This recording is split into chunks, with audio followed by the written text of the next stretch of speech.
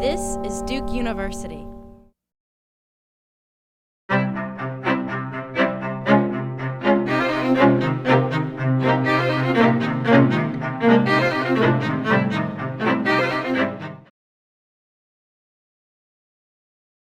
I'm from Phoenix, Arizona. So the issue of the U.S.-Mexico border is very prevalent where I live in terms of Senate Bill 1070 and racial profiling and drug cartels and drug education in the school systems. And most of the stereotypes surrounding the U.S.-Mexico border in Arizona are very negative. We often tend to objectify the immigrants who are coming over. So the first half of my art project is made of all objects and recyclable materials that I found. And there are really no human faces, so it represents the negative stigmas that we place on this issue. And then I'm in the Humanitarian Challenges Focus at Duke University, and I take a class on the US-Mexico border and the humanitarian side of it. So the second half of my art project represents the perspective that I now have living in North Carolina. And it's all pictures of human faces and human stories, and it's really humanized, this class has humanized the issue for me. And in the center is an image of a woman carrying her baby on her back. And that is my tutee, a woman that I tutor in English Tuesdays and Thursdays at a program at Duke called Gano. And around the outline of her image is actually her immigration story and how she had to come into this country and the struggles she has faced and how she wants to learn English so that she can better her life.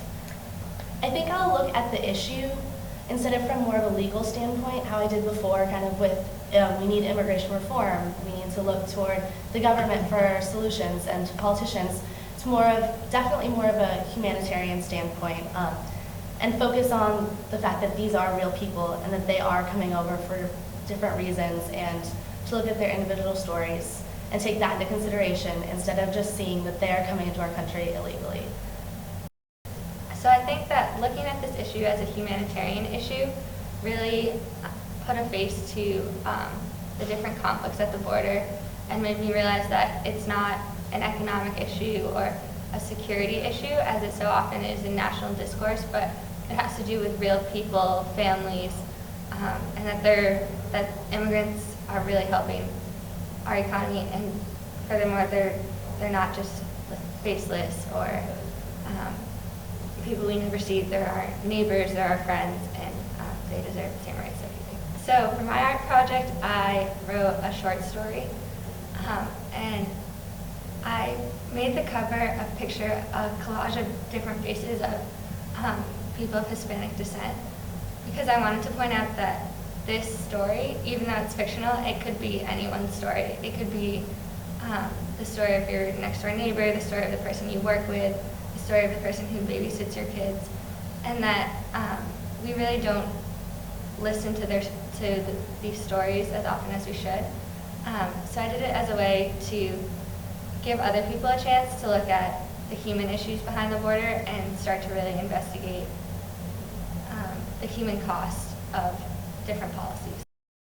I was always really interested in the perspectives of people about the U.S.-Mexico border. Even within our class, the views varied basis on the exposure to information about the U.S.-Mexico border. And so I was thinking if it would be an interesting comparison between three sets of people to see what they think of when they think of the U.S.-Mexico border, immigration, Mexico, and things like that. So I asked the immigrants that I worked with through the Ghana program throughout the semester.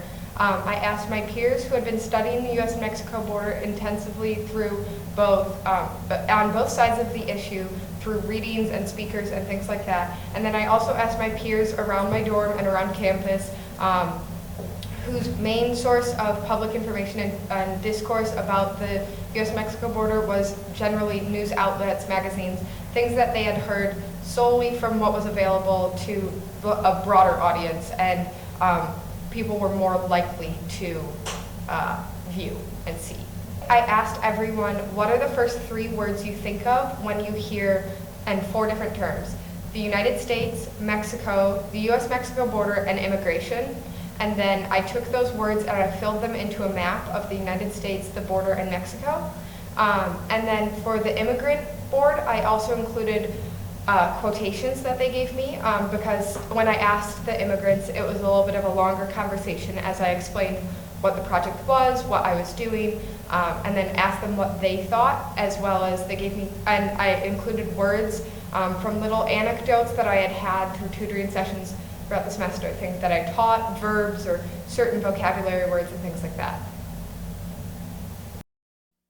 Produced by Duke University. Online at duke.edu.